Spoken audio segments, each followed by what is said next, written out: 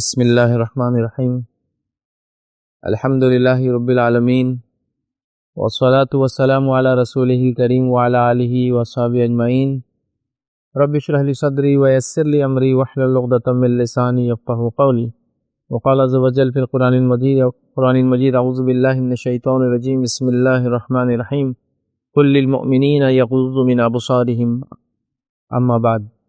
تمام تعریفیں اس اللہ عز و جل کے لیے لائق و زیبا ہے جو تمام جہانوں کا بنانے والا اور اسے پالنے والا ہے، اور درود و سلام اس کے آخری نبی محمد صلی اللہ علیہ وسلم پر۔ الحمدللہ ہم تمام مرد اور خواتین اس خطبہ جمعہ کے لیے جمع ہوئے ہیں انشاءاللہ عزیز۔ اس مختصر سے وقت میں جو عنوان ہم نے پچھلے 2 جمعہ پہلے شروع کیا تھا، جس کی آج یہ تیسری کڑی ہے، جس میں ہم یہ دیکھ رہے تھے کہ گناہ کرنے کے آج کے دور میں ہمارے بہانے، اور اس میں سے ہم نے 6 بہانے پچھلے جمعے تک دیکھے تھے، اور ہم نے جاننے کی کوشش کی تھی اور سمجھنے کی کوشش کی تھی کہ ہم گناہوں کو اس طرح سے بہانے کر کے نہیں کر سکتے، یاد رکھیں۔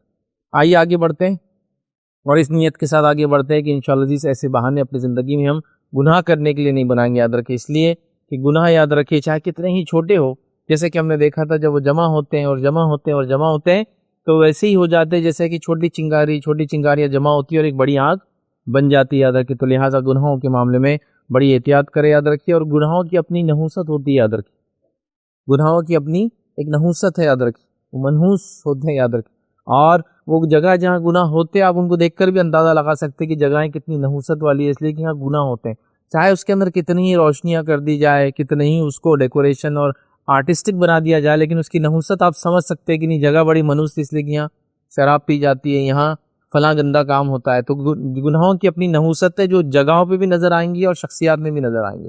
بہرحال تو گناہوں سے ہم بچنے کی کوشش کریں۔ آئیے وہ 7واں بہانہ جس کو کر کے یاد رکھیے لوگ گناہ کرتے ہیں یا ہم گناہ کرتے ہیں، یا جس چیز کو ہم نے بہانہ بنا دیا گناہ کرنے کا، یاد رکھیے، اور وہ یہ ہے، یاد رکھیے، جس میں سے آج جو بات دیکھیں گے، پچھلی مرتبہ ہم نے 6واں جو پوائنٹ لیا تھا پردے کے تعلق سے تھا، اس پوائنٹ کا بھی تعلق پردے سے، لیکن زیادہ تر مردوں سے اس کا تعلق ہے، یاد رکھیے، اور وہی یاد رکھیے بد نظری کرنا اور کہنا کہ پہلی نظر تو معاف ہے، یاد رکھیں۔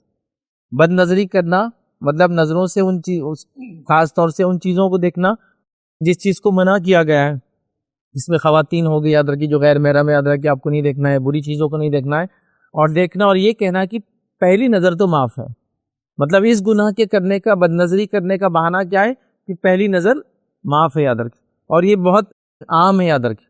نبی اکرم صلی اللہ علیہ وسلم کی احادیث ہے، ان احادیث کو لے کر بہت سارے لوگوں نے اس کا اس طرح سے بھونڈا مذاق بنایا، یاد رکھیے، بہت بری بات ہے۔ ہم الفاظ منہ سے تو نہیں بولتے ہوں گے لیکن عمل میں لاتا ہے، جیسا مثال کے طور پہ کوئی نوجوان ہے اور وہ کسی غیر محرم کو دیکھ رہا ہے سڑک پر، جب وہ دیکھ رہا ہے اور کوئی بیچ میں آ کے اس سے کچھ اشارہ کرے، آواز دے، بات کرے، تو کہتا ہے ابھی رک جاؤ، ابھی رک جاؤ، ابھی رک جاؤ، اور وہ کنٹینیوس بغیر پلک جھپکائے کہ اس نظر کو باقی رکھتا ہے، حتیٰ کہ اس خاتون کو وہ کارنر تک چھوڑ کے آ جاتا ہے اپنی نظروں سے، جب وہ لیفٹ یا رائٹ چلی جاتی ہے اب نظروں میں دکھتی نہیں ہے، پھر بولتا ہے ہاں اب بولو، اس لیے کہ پہلی نظر معاف ہے۔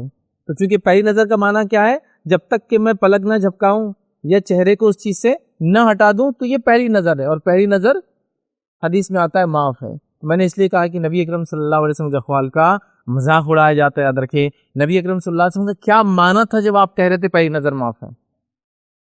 پہلی نظر بولتے کس کو ہے؟ کیا پہلی نظر کا معنی ہے جب تک آدمی پلک نہ جھپکائے یا اپنے چہرے کو نہ پلٹائے جب تک دیکھتے رہتے یہ پہلی نظر ہے؟ پہلی نظر کا معنی ہے کہ کوئی چیز دکھ جائے اچانک، دیکھتے ہی آپ چہرے کو پھیر دیں، یہ کہیں گے پہلی نظر، لیکن اس کا یہ بھونڈا مانا لیا گیا کہ پہلی نظر مطلب آخر تک اس گناہ کو انجام دیا جا رہا ہے، پلکوں کو جو جھپکایا نہیں جا رہا ہے اور چہرے کو پلٹایا نہیں جا رہا ہے، اور کہا جا رہا ہے پہلی نظر تھی، اور حدیث میں پہلی نظر تو معاف ہے۔ تو گناہ کرنا، بد نظری کرنا، غیر محرم کو دیکھنا اور یہ کہنا پہلی نظر تو معاف ہے، اس بات کو ہم سمجھے۔ اس معاملے میں یہ بات بھی ہم سمجھے کہ ایک خاتون کسی مرد کو اگر دیکھتی ہے بغیر شہوت کی نگاہ سے تو اس کے لیے جائز ہے وہ دیکھنا، یاد رکھیں، لیکن ایک مرد کے لیے خاتون کو کسی بھی نظر سے دیکھنا جائز نہیں، یاد رکھیں، وہ دیکھ ہی نہیں سکتا ہے، اس لیے خاتون کو حکم آیا کہ وہ پردہ کرے، تاکہ مردوں کی اگر نظر پڑ بھی جائے تو وہ پردے میں رہے، ان کی حفاظت بھی ہو اور مردوں کی نظروں کی حفاظت بھی ہو، اور مردوں کو پردے کا حکم نہیں، یاد رکھیں، اس لیے کہ خاتون اگر ان کو دیکھ لے بغیر شہوت کی نگاہ سے تو اس کو گناہ نہیں کو، یاد رکھیں، لیکن مردوں کے لیے تو منع ہے، لیکن بد نظری کرنے کو عام کر دیا گیا ہے۔ اسکول، کالجز، چوراہوں پر، نکڑوں پر یہ باتیں بیان کی جا رہی ہے اور یہ کہا بھی جا رہا ہے بیٹے پہلی نظر معاف ہے، تو ہم لہٰذا پہلی نظر تھی ہماری تو لہٰذا یہ معاف ہو جائیں گی. یہ بہت ہی سنگین جرم ہے کہ ہم ایک جرم کرنے، گناہ کرنے کے لیے نبی اکرم صلی اللہ علیہ وسلم کے اقوال کے ساتھ اس طرح سے اس کا مذاق اڑائے، ایسی تشریحات اس کی کرے. تو بہرحال یہ عام ہو چکا ہے. درکی قرآن میں اللہ رب العزت نے مومنوں کو حکم دیا اور کہا قل للمؤمنین یغضوا من ابصارہم، کہ مومن مردوں سے کہہ دو کہ وہ اپنی نظروں کو نیچے رکھے اور اپنی شرمگاہ کی حفاظت کرے. اس کے بعد کی آیت نے کہا کہ مومن عورتوں سے کہہ دو کہ اپنی نظروں کو نیچے رکھے اور اپنی شرمگاہ کی حفاظت کرے. دیکھیے شرمگاہ کی حفاظت سے پہلے اللہ رب العزت کہہ رہا ہے کہ نظروں کو نیچے رکھے، کیونکہ نظریں نیچے نہیں ہوں گی تو شرمگاہ کی حفاظت نہیں ہو سکتی. کیونکہ شرمگاہ جو عمل کرتی ہے وہ ایک دم کنکلوسیو اور اینڈ ہوتا ہے، لیکن شروعات ان چیزوں کی نظروں سے ہوتی ہے، ہاتھوں سے ہوتی ہے، قدموں سے ہوتی ہے، یا ارادے سے شروع ہوتی ہے، پھر نظروں سے ہوتی ہے، پھر ہاتھوں سے ہوتی ہے، پھر قدموں سے ہوتی ہے. اور روایت کے اندر ایک حدیث اور کچھ روایتوں کا مفہوم اسی طرح سے ہے کہ اللہ کے رسول نے فرمایا شرمگاہ تو آخر میں اس کو عمل میں لاتی ہے، مطلب وہ تو ایک اینڈ کنکلوسیو کام کر دیتی ہے، لیکن شروعات تو اس کی شرمگاہ سے سیدھے نہیں ہوتی ہے، نظروں سے ہوتی ہے. تو پہلے کہا نظروں کی حفاظت کرے اور نظروں کو نیچے رکھے اور شرمگاہ کی حفاظت کرے. اچھا اس میں بھی ترتیب کے اعتبار سے پہلے مردوں سے کہا گیا کہ نظروں کو نیچے رکھے اور شرمگاہ کی حفاظت کرے، پھر خواتین سے کہا کہ نظروں کو نیچے رکھے اور شرمگاہ کی حفاظت کرے. اب اندازہ لگائیے ایک سماج کا، جس سماج کے اندر مرد اپنی نظریں نیچے رکھ لیتے غیر محرم کو دیکھ کر، تو جو غیر محرم آپ کے لیے سجتی بھی اس کو سجنے کا کوئی فائدہ نہیں، اس لیے کوئی مرد اس کو دیکھتا نہیں اس سماج کے اندر، یا اسے چہرہ پھیر لیتا ہے. تو یہ سمجھنے کی ضرورت ہے، یاد رکھیں. لیکن ہم نے اس کو معمولی سمجھ لیا. آج نظروں سے ہونے والے گناہ اتنے زیادہ ہے، اس لیے کہ سوشل میڈیا عام ہو چکا ہے، اس لیے کہ اسکرینس عام ہو چکے ہیں، اس لیے کہ جو چیزیں جن کے اوپر چیزوں کو دیکھا جاتا ہے، ویو کیا جاتا ہے، وہ عام ہو چکی ہے اور لوگ خاموشی کے ساتھ اس کے اندر دیکھ رہے ہیں. یاد رکھیے یہ ضروری نہیں ہے کہ جب میں کہہ رہا ہوں غیر محرم کو دیکھنا تو آپ سے اس کو فزیکل سینس میں دیکھیں کہ سامنے سڑک پر کھڑی ہے کوئی غیر محرم، چہرہ سے گزر رہی ہے، دکان میں آ رہی ہے. اس کا معنی ہے کہ ہر طرح سے. اور سوشل میڈیا نے تو بہرحال پھر اس کو اتنا کامن کر دیا، اتنا عام کر دیا کہ اب بد نظری جیسی کوئی چیز باقی ہی نہیں رہی. یاد رکھیں پہلے آپ دیکھیے، آج تو نہیں کہوں گا، جب ٹی وی اپنے پیک پر تھا ایک طرح سے 90 اور 2000 کی ابتدا کے دور میں، یاد رکھیے آپ کے گھر میں کوئی، آپ کسی گھر میں چلے جاؤ اور آپ ٹی وی نہیں دیکھتے تھے، اور اچانک کسی گھر چلے جاؤ ٹی وی دیکھ لے تو آپ دیکھیں گے آپ خود چہرہ پھیر لیتے تھے استغفر اللہ پڑھ کر، یار یہ کیا ہے. لیکن وہ لوگوں کو محسوس نہیں ہوتا، اس لیے کہ دھیرے دھیرے انہوں نے کپڑوں کو کم ہوتا ہوا دیکھا اس ٹی وی میں، تو لہٰذا ان کی نظروں نے قبول کر لیا کہ اتنے کپڑے کوئی مسئلہ نہیں. لیکن ایک آدمی جو ٹی وی نہیں دیکھتا ہے اچانک آئے تو اگر استغفر اللہ یار یہ کیا ہے. اور آج یہ حالت ہو چکی، یاد رکھیے بد نظری کی، ہم لوگوں نے نظروں کو اتنا وہ کر دیا. ٹھیک ہے کچھ جگہ مجبوریاں ہو سکتی میں بھی سمجھ رہا ہوں، لیکن ہر جگہ آپ کی مجبوری نہیں ہے. ہم نے ہر چیز کو، مجبوری کو اور غیر مجبوری کو سب کو ملا دیا، یا مجبوریوں کو بھی بہانہ بنایا، وہاں دیکھ سکتے تو یہاں کیوں نہیں. جیسا میں کہیں جگہ پڑھنے جاتا ہوں اور وہاں ظاہر سے انسٹیٹیوشن ہے، انسٹیٹیوشن کے اندر میرے لیے پڑھانے کے لیے فیمیل ٹیچرس آتی ہے، وہ جو پردہ نہیں کرتی ہے، تو ارے وہاں تو تم دیکھتے نا، تو پھر یہاں دیکھ لیے تو کیا ہوا. تو وہ ایک مجبوری کو آپ یہاں اس کا جواز نکال کے، میں نے کہا گناہوں کو بہانہ بنا رہے دوسرا گناہ کرنے کے لیے. اور یہ بالکل عام ہو چکا. آپ کسی کو کہیں گے نظروں کو نیچے رکھو، وہ نہیں دیکھتے کیا، اسکول میں نہیں دیکھتے کیا، کالج میں آپ نہیں دیکھتے کیا، فلاں راستے پہ نہیں دیکھتے کیا، بڑے تم تو فلاں ہو گئے، اب یہ تو دکھ جا رہا تو ہم کیا کریں گے. دکھ جا رہا ہے اور ہم کو نظریں نیچے رکھ لینا، یاد رکھیں. اور نبی اکرم صلی اللہ علیہ وسلم نے یہی باتیں صحابہ کو سکھائی تھی. آئیے ایک روایت کے اندر یہ الفاظ ہے، اللہ کے رسول صلی اللہ علیہ وسلم فرماتے اور کہتے ہیں کہ نظر بازی نہ کیا کرو، یا پھر دوسرے الفاظ میں کہیں گے کسی چیز کو ٹکٹکی باندھ کر کنٹینیوسلی نہ دیکھا کرو، یا تیسرے الفاظ میں کہیں گے کہ گھور کر کسی کو، خاص طور سے کسی کو نظر نہ ڈالا کرو. یہاں مراد غیر محرم پہ یاد رکھ. اس لیے کہ اللہ کے رسول صلی اللہ علیہ وسلم فرماتے اور کہتے ہیں اس لیے کہ تمہارے لیے پہلی اچانک والی نظر تو معاف ہے، مگر دوسری بار جو ہے پھر سے اگر نگاہ ڈالنا تمہارے لیے جائز نہیں ہے. مطلب پہلی نگاہ جو اچانک پڑ جاتی ہے یہ تو تمہارے لیے معاف ہے، لیکن دوسری کا معاملہ ایسا نہیں، اس کا تمہیں گناہ ملے گا. یہاں حدیث میں آگے اچانک پڑنے والی، تو پہلی نظر سے مراد وہ نہیں ہے کہ جب تک آنکھیں نہ پھڑکے اور چہرہ نہ پلٹے کنٹینیوس گھورتے رہے میں کسی چیز کو، تو یہ پہلی نظر ہے نہیں. پہلی نظر سے مراد دیکھا اور پھر چہرے کو آپ کو پھیرنا ہی ہے، چونکہ یہ بے ساختہ مطلب بغیر نیت کے اچانک کوئی سامنے آ گیا تو کیا کریں گا آدمی، نظر کو پھیر لیں گا. ٹھیک ہے تو یہ آپ کو اور ہم کو کرنا ہے، یاد رکھیں. آئیے دوسری روایت کے اندر نبی اکرم صلی اللہ علیہ وسلم ایک صحابی کو یوں فرماتے، جب انہوں نے سوال کیا پوچھا کہ اللہ کے رسول سے ثابت فرماتے اور کہتے ہیں کہ جو ہے آپ صلی اللہ علیہ وسلم سے جو غیر محرم خواتین پر اچانک نظر پڑ جانے کے بارے میں نے سوال کیا تو نبی اکرم صلی اللہ علیہ وسلم نے فرمایا اور آپ نے مجھے کہا، حکم دیا کہ میں اپنی نگاہوں کو پھیر لوں اور ٹکٹکی باندھ کر نہ دیکھوں. تو پہلے اس نے بتا دیا کہ اچانک جو پڑ جاتی ہے پہلی نظر ہے اس کو پھیرنا ہے. دوسری روایت نے فرمایا کہ تم جب نظر پڑ جاتی غیر محرم پہ تو ٹکٹکی باندھ کے دیکھا نہ کرو. مطلب پہلی نظر ہے پھیر لو اور اس کے بعد گھورنے کی، دیکھنے کی، تاڑنے کی، نظر ملانے کی، نظر بازی کرنے کی کوشش نہ کرو، یاد رکھے. تو یہ بڑی اہم چیز ہے، یاد رکھیے.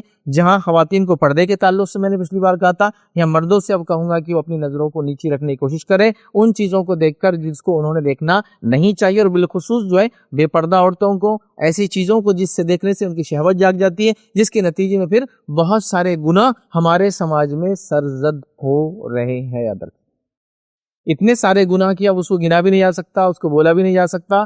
کاؤنٹلیس سن صرف آنکھوں کی وجہ سے ہو رہے ہیں. تو لہٰذا ہم کوشش کریں نظروں کو نیچے رکھنے کا. اور اس بات کو میری خاص طور سے آپ دھیان دیں، نظر پہ اگر کنٹرول نہیں ہوا تو دل پہ کنٹرول کرنا ناممکن ہے. اگر انسان اپنے نظروں پہ کنٹرول نہیں رکھ سکتا اور اس کا دل پاک رہے، ممکن نہیں ہے. یاد رکھیے، کیونکہ دل انہی چیزوں کو پروسیس کرتا ہے جو آنکھیں دیکھتی. یاد رکھیں، آنکھیں دیکھتی ہے تو ذہن کبھی سوچتا ہے، دل اس کو پروسیس کرتا ہے. آنکھیں دیکھتی ہے، دل ڈائریکٹ پروسیس کرتا ہے. کبھی پھر دیکھنے کے بعد ذہن پروسیس کرتا ہے، دل کو اشارہ، اور دل بھی پھر کرپٹ ہو جاتا ہے. یاد رکھیے، اور نتیجتاً آخر میں شرمگاہ بھی پھر وہ کام کر گزرتی ہے. اس کو زنا کہتے ہیں. یاد رکھیے. تو لہٰذا ہمیں اس معاملے میں بڑی احتیاط کرنے کی ضرورت ہے، نظروں کے معاملے میں. اور سوشل میڈیا کے دور میں بالخصوص جہاں آپ کی مجبوریاں ہیں، ٹھیک ہے کچھ چیزیں آپ کی مجبوریاں ہو سکتی ہے، جاب کی وجہ سے ہو سکتا ہے، اور بہت ساری چیزیں میں سمجھتا ہوں، لیکن عام اعتبار سے ان مجبوریوں کو یہ نہیں سمجھنا کہ چلو آپ یہ کر رہے تو یہ بھی درست ہے. یاد رکھیے، یہ بھی چلتا ہے. آئیے آگے بڑھتے ہیں. 8ویں چیز یاد رکھیے وہ یہ ہے جس کو ہم نے بہانہ بنا لیا اور جس کی وجہ سے ہم گناہ کر رہے ہیں، اور یہ سب بڑے اور کبائر گناہ یاد رکھے جو ہم دیکھ رہے ہیں، وہ یہ یاد رکھے، حرام کمائی کرنا اور پھر یہ کہنا کہ یہ تو سب کر رہے ہیں، میں کیا ہٹ کے کر رہا ہوں، وہ بھی تو ایسے ہی کماتا ہے، وہ بھی تو ایسے ہی کماتا ہے، وہ بھی تو ایسے ہی کماتا ہے. حرام کمائی کرنا اور یہ کہنا کہ سب ایسا کر رہے ہیں، اور یہ بہت کامن ہوتا چلا جا رہا ہے. مطلب دوسروں کو دیکھ کر کہ اس نے ایسا کیا تو میں بھی ایسا کر سکتا ہوں. اور حرام کمائی کا، حرام کمائی کیا ہے؟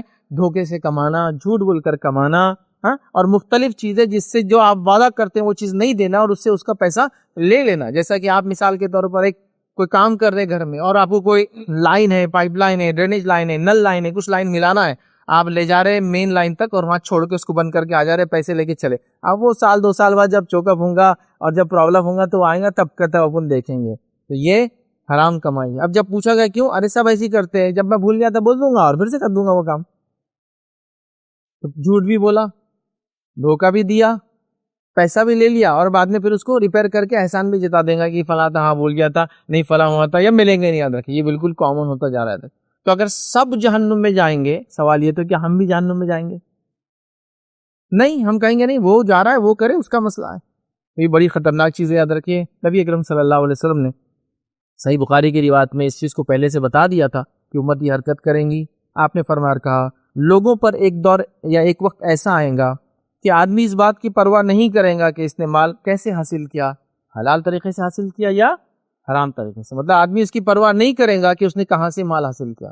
یاد رکھیے، مال صحیح جگہ سے حاصل کرنا بے حد بے انتہا ضروری. یاد رکھیے، اتنا ضروری. یاد رکھیے کہ اگر حرام مال سے پرورش ہوئی تو اللہ کے رسول نے ایک روایت نے فرمایا، حرام مال سے جس جسم کی پرورش ہوتی ہے جہنمی اس کا بہترین ٹھکانہ ہے، دوسرا نہیں. یاد رکھیے، ٹھکانہ جہنم کی آنگی، پھر جس کی پرورش حرام مال پہ ہوتی ہے. حرام مال ہماری دعاؤں کو رد کروا دیتا ہے. اللہ تعالیٰ جو لوگ حرام کھاتے ہیں ان کی دعائیں قبول نہیں کرتا، دعاؤں کو رد کرا دیتا ہے.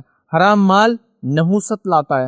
حرام مال زندگی کی برکتوں کو چھین لیتا ہے، صحت برباد کر دیتا ہے، اولاد بگاڑ دیتا ہے، وقت کی برکتوں کو چھین لیتا ہے، انسان کی زندگی خراب ہو جاتی ہے. یاد رکھیے، تو حرام مال ڈسٹرکٹیو فورس ہے. یاد رکھیے، ایک ایسی چیز ہے کہ جو زہر کے ایسا کام کر کے آپ کو برباد کر دیں گی. لیکن ہمارے پاس وجہ کیا ہے؟ سب کر رہے ہیں تو میں کروں تو کیا غلط ہوا اس میں فلاں جگہ اپوائنٹڈ پرسن ہوں، کسی کو چھوڑنے اور چیک کرنا میرا کام ہے، لیکن میں پیسہ لے کے اس کو آگے بڑھا دے رہا ہوں، جبکہ میرا کام ہے اس سے فلاں چیک اپ کرنا، فلاں کرنا. میں کام کے لیے بٹھایا گیا ہوں، چاہے یہ گورنمنٹ جاب ہو یا پرائیویٹ جاب ہو یا کسی بھی جگہ ہو، اور میں وہاں جا کے لوگوں سے بینیفٹس اٹھاتا ہوں.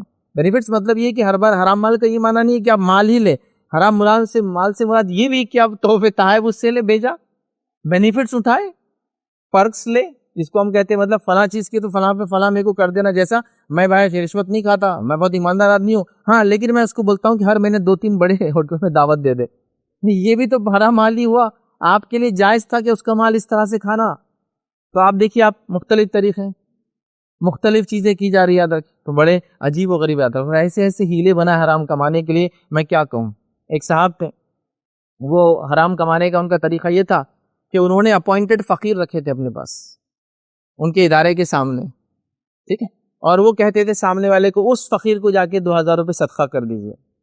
آدمی اس فقیر کو صدقہ کرتا 2000 روپے، پھر شام میں وہ فقیر ان کو تحفے میں پیسے دے دیتا تھا. ماشاء اللہ، مطلب حرام کمانا تو ہے رشوت، لیکن اب فقیر کو صدقہ، میں نے نہیں مانگا، میں نے کہا آپ کا کام ہو جائے گا، فقیر کو صدقہ کر دیجیے 2000.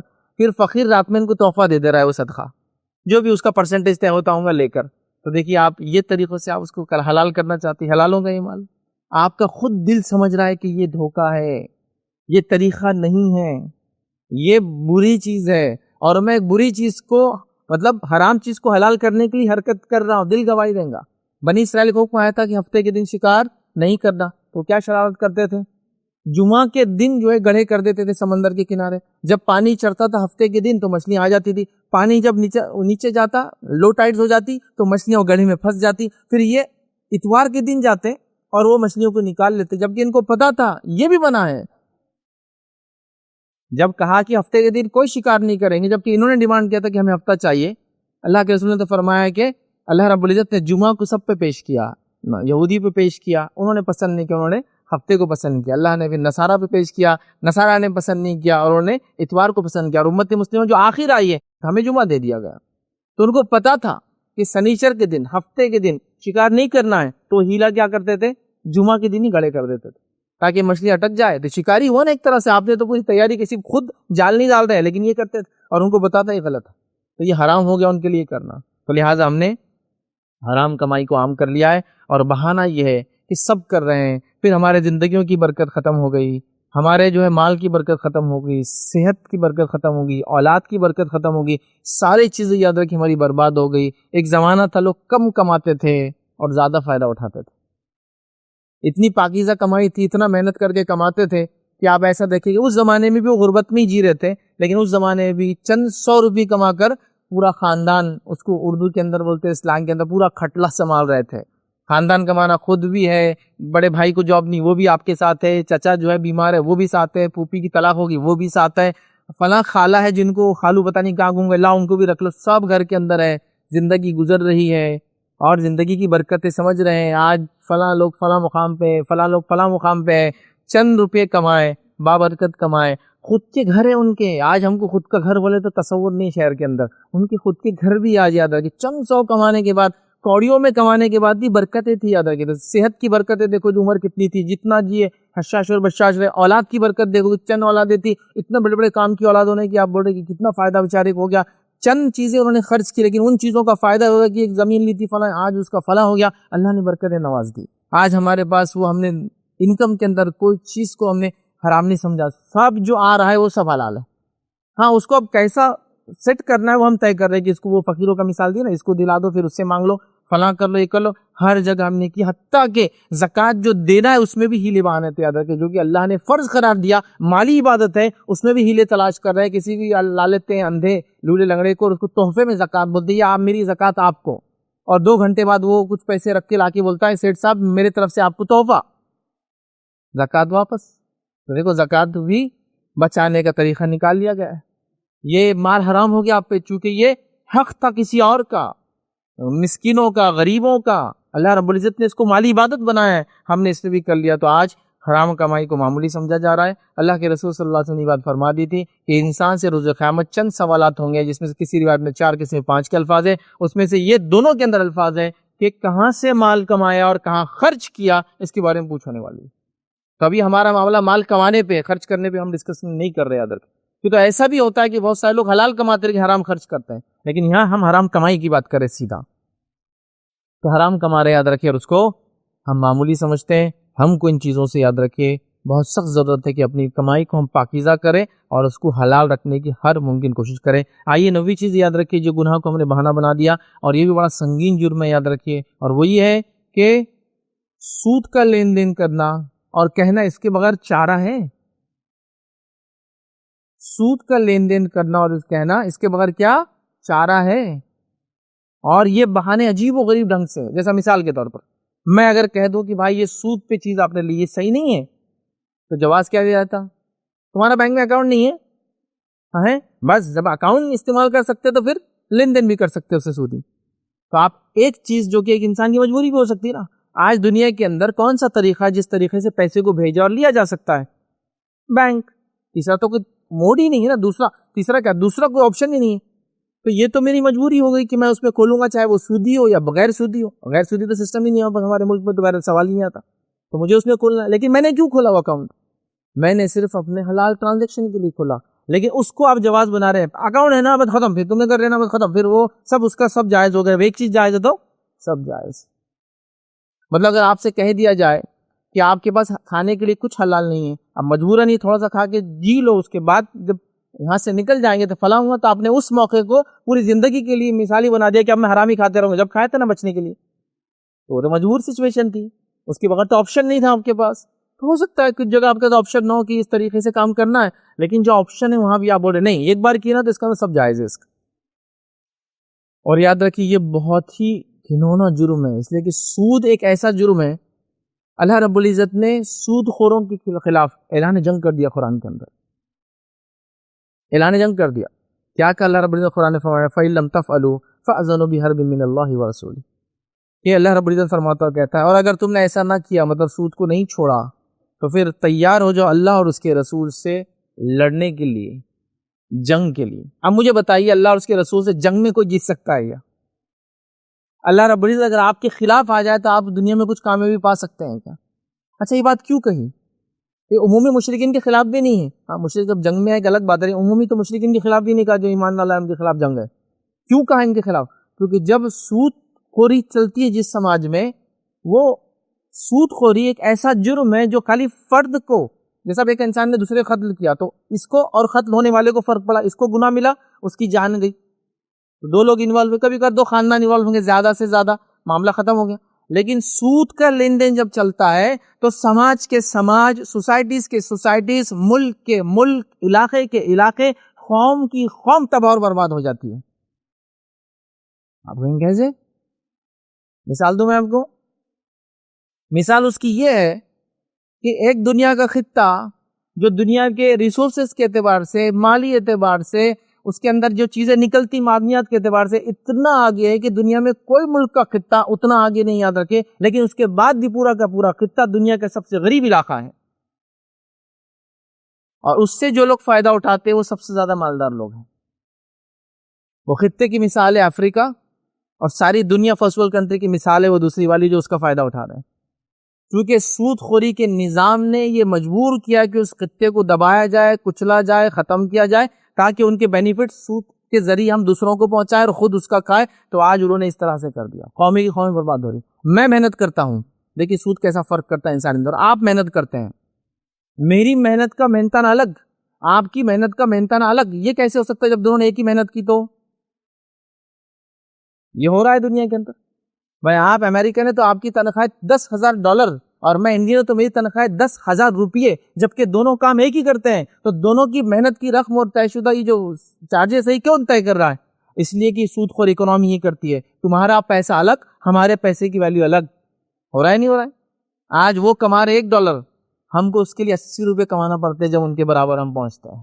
کچھ ممالک کو تو $300 کمانا پڑتے جب ان کے $1 کے برابر پہنچتے ہیں. اور کچھ ملکوں کا حال یہ کہ 25 ہزار روپے ان کے ملک کے کمائیں گے تو $1 کی قیمت کو پہنچتے ہیں. تو یہ کیسے ہوا؟ یہ سود خوری کا نتیجہ ہے کہ محنت تو دونوں ایک ساتھ کرتے ہیں، بدلہ دونوں کو ایک جیسا نہیں مل سکتا ہے. آپ سمجھ رہے؟ انصاف کے خلاف ہے یہ. تو سود خوروں کے خلاف اعلان جنگ سیدھا، چونکہ یہ ایک انسان کو برباد نہیں کرتا ہے، یہ پورے قوم اور خطے اور علاقوں کو برباد کر لیتا ہے اندر. اور سود خوری جہاں ہوتی ہے اور سود خور قومیں جہاں ہوتی ہے وہ پوری دنیا کو لڑاتی اور جنگیں کرواتی ہے، کیونکہ یہ سود خوری کا نتیجہ ہے. سود خوری کے نتیجے میں چیزوں کے بھاؤ بڑھ جاتے ہیں. سود خوری کے نتیجے میں کوئی اگر چیزیں فری ملنا چالو ہو جاتی ہے نا، مال بک رہا نہیں تو فری نکال دو، تو آپ لاٹ میں چیزیں خریدتے ہوں گے نا.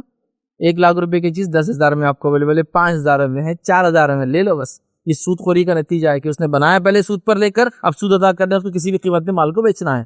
تو وہ پھر سیزن کے اعتبار سے وہ سستے داموں میں، آدھے داموں میں، 70% میں، 90% ڈسکاؤنٹ میں بیچا ہے. یہ سب سود خوری اکنامی ہے. مونوپولی بن جاتی ہے، جنگیں عام ہو جاتی ہے، قتل عام ہو جاتے ہیں، قومیں برباد ہونا چالو ہو جاتی ہے. اور یہ سب اس کا نتیجہ یاد رکھے. سود خوری اتنا نقصان کرتی ہے جس کی کوئی انتہا نہیں یاد رکھے، ان امیجنیبل. اسی لیے اور پھر سود خوری کا ایک نیا ورژن جو ہمارے زمانے میں ہم دیکھتے ہیں، 2008 میں آپ نے دیکھا، 2014 میں آپ نے دیکھا ہوگا، 2017 میں آپ نے دیکھا، اور بس ابھی تو 1-1.5 سال سے اس کا آپ مثال ہی دیکھ رہے ہیں کہ آپ لوگوں میں سے کتنے لوگوں نے نہ جانے کتنا اپنا حلال کمایا پیسہ کہیں نہ کہیں کسی کمپنی میں انویسٹ کیا تھا، پھگا پھوٹ گیا، ریسیشن آ گیا، ہاں انفلیشن آ گیا، اور آپ کے دیے ہوئے 5,000 روپے کی ویلیو 500 ہے۔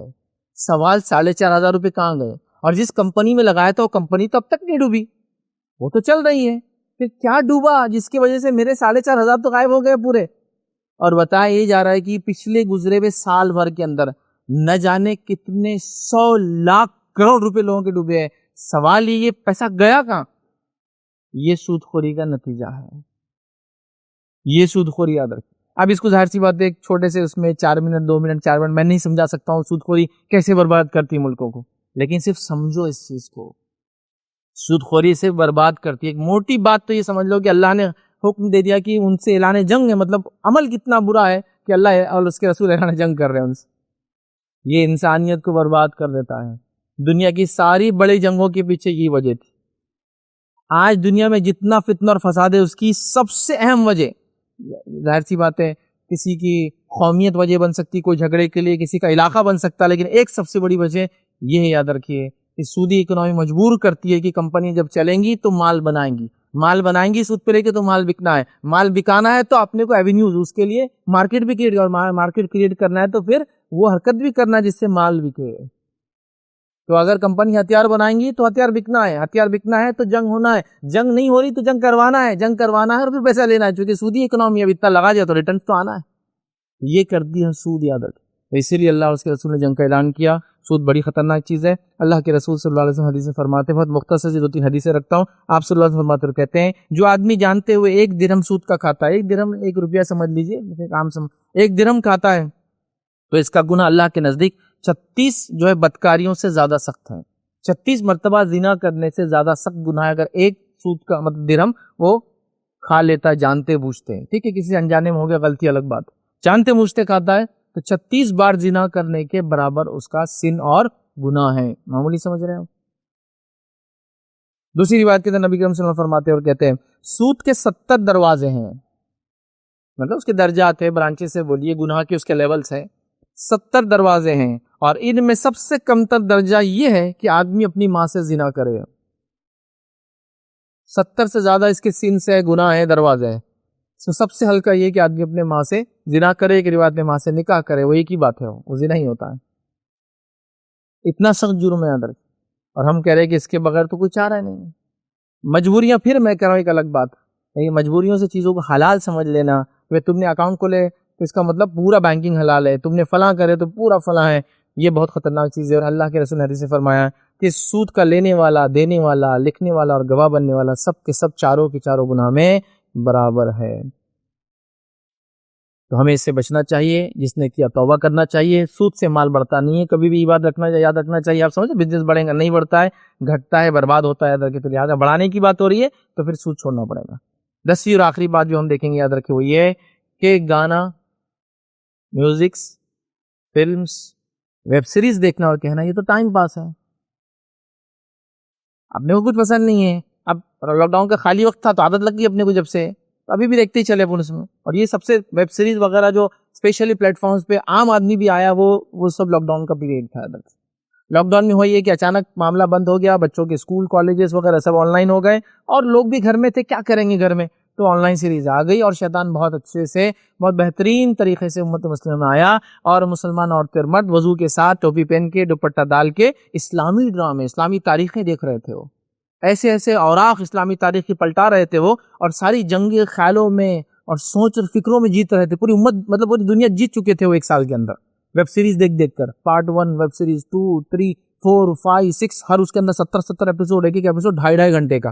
زبان اپنے کو سمجھتی نہیں، لیکن سیکھنے کی کوشش کر رہے تھے، سب ٹائٹل میں دیکھ رہے تھے، جو اویلیبل پلیٹ فارم سے کوئی بول رہا تھا یہاں اویلیبل ہے تو وہاں ہے۔ کچھ ممالک نے تو یہ لکھ دیا یہ ہماری اسلامی تاریخ کا سنہرا باب ہے، پتہ نہیں کیا کیا تھے بابو، بعد میں ایک ایپیسوڈ کی، مطلب ایک سیزن کے بعد ہٹا دیا انہوں نے، چونکہ وہ سنہرا باب ہی نہیں تھا۔ وہ معنی یہ ہے کہ جس تاریخ کے 4 پیج ملتے ہیں اس پر آپ نے، جس کو ہم کہیں گے 40,000 صفحات لکھ دیے، یہ تھا وہ تھا فلاں تھا ایسا تھا ویسا، اور وہاں سے شروعات ہوئی عادت کی، ویب سیریز دیکھے ٹائم پاس ہوا، اب وہاں سے نکل گیا اب کیا دیکھنا، اب یہ تو ختم ہوگی سیریز، تو پھر چالو ہوا اب کون کون سے پلیٹ فارم ہے، تو پھر O T T platforms پہ سبسکرپشن لیا گیا، اور پھر اب وہ پھر سب چالو ہو گیا، یہ ڈرامہ وہ ڈرامہ، پڑوسی ملک کا ڈرامہ، ادھر کا ڈرامہ، فلاں ڈرامہ، وہ اسٹوری، یہ بہت اچھا لگ رہا، وہ فلاں ہو رہا اس میں، اور بس وہ ٹائم پاس تھا، لیکن آج وہ اتنی زبردست ضرورت بن گیا کہ جب بھی خالی ہے کہ بس کھول کے وہی چالو ہے، بلکہ کچھ لوگ تو گاڑی بھی چلا رہے تو کچھ دکھ بھی نہ تو سنے آنا چاہیے، بس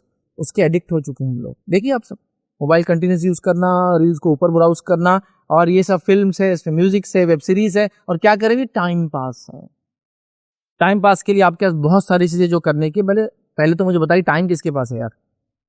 آج کل وقت کی اتنی تنگی اور اتنی کمی جسی کو انتہا نہیں، لیکن اس میں بھی جو بھی وقت ہے کمپلیٹلی اس کو ٹائم پاس کیا جا رہا ہے، حتیٰ کہ کچھ لوگوں کی جابز، نوکریاں، رشتے سب خراب ہو رہے، کیوں؟ یہ اس کی وجہ سے گیمنگ کا شوق، چیزوں کو براؤزنگ کا شوق، چیزوں کو دیکھنے کا شوق، فلموں کو دیکھنے کا شوق، اور فلاں چیز دیکھنے کا شوق، میوزک سننے کا شوق، فلاں ہے، حتیٰ کہ آپ کسی جگہ سروس لینے دکان پہ جائے وہ کچھ تو بھی کھیلتے رہتا ہے، ارے بھائی پہلے کسٹمر کھڑا ہے لے لے، ایک منٹ رکو نا، کیا جا رہا تمہارا میرا اسٹیج پار ہو جاتا نا ابھی، اگلے بار بزنس ڈاؤن ہو رہا تو آپ پریشان ہو رہے، بزنس ڈاؤن ہو رہا، جادو کر دیا کسی نے، لیمبو کاٹ رہے آپ، ارے باولے انسان، یہ تمہاری حرکت نے تم کو برباد کر دیا، تم بزنس کے اسپاٹ پہ بیٹھ کے گیم کھیلو گے، کسٹمر کو بولیں گے ویٹ کر، تو کون تم کو بھاؤ دینے والا ہے؟ 50 دکانیں کھلی، آن لائن سٹورز کھلے، آج کل گلی گلی کے اندر چیزیں چل رہی ہے، اور سوشل میڈیا نے تو کیسا کر دیا آپ دیکھ رہے ہیں، چیزوں کے ریٹس کہاں سے کہاں نکل کے آ گئے، برانڈس کہاں سے کہاں پہنچ گئے۔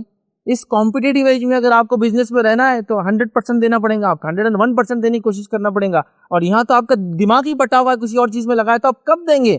پھر کیا تو بچے پہ جادو ہو گیا، بزنس پہ جادو ہو گیا، زندگی پہ جادو ہو گیا، صحت پر جادو ہو گیا، جادو نہیں ہو گیا، آپ نے خود اپنے آپ کو چیزوں کو دیکھ دیکھ کر برباد کر لیا۔ اور سوشل میڈیا کا جو نشہ ہوتا ہے، انٹاکسیکن ہوتا ہے، اس کی کئی رپورٹس ہیں جو آپ کنٹینیوس براؤز کرتے ہیں، فلموں کو، فلاں کو، ریلز کو، شارٹس کو، اس کو، یہ اتنا زیادہ ہوتا ہے، اتنا زیادہ ہوتا ہے کہ کچھ بنیادی نشے جو آپ کا تمباکو دیتا ہے، یا پھر مینیجوانا آپ کا کیا ہے، ویڈ بولتے ہیں، بہرحال گانجا اس کو شاید بولتے ہیں عام زبان میں، وہ ہے، اس سے بھی زیادہ لیول کا انٹاکسیکیشن دیتا ہے وہ، کیونکہ آپ جب دیکھتے ہیں تو ایک ہارمون ریلیز کرتا ہے باڈی میں، وہ ایک اچھا لگتا ہے آپ کو دیکھنے کے بعد، اور وہ ہارمون کنٹینیوس لے کر باڈی ریلیز کرتے رہے، کیونکہ اس کے لیے باڈی بنی نہیں ہے، جیسا آپ فلم دیکھ رہے تھے، ایک دم جوشیلا شاٹ آ جا رہا، ہیرو اپنے فلاں کر دے رہے، 100-200 کو اڑا دے رہے ایک جھٹکی کے اندر، تو جوش آ جا رہا، تو جو ہارمون ریلیز ہوتے ہیں نا وہ کنٹینیوس جب ریلیز ہوتے ہیں تو باڈی کو اس کا اثر نہیں ہوتا، پھر باڈی اس سے زیادہ ریلیز کرتی ہے، اس سے زیادہ ریلیز کرتی ہے، اس سے زیادہ کرتی ہے، پھر اس سے سکون نہیں آتا تو آدمی پھر دوسرے نشے بھی لینا چالو کر دیتا۔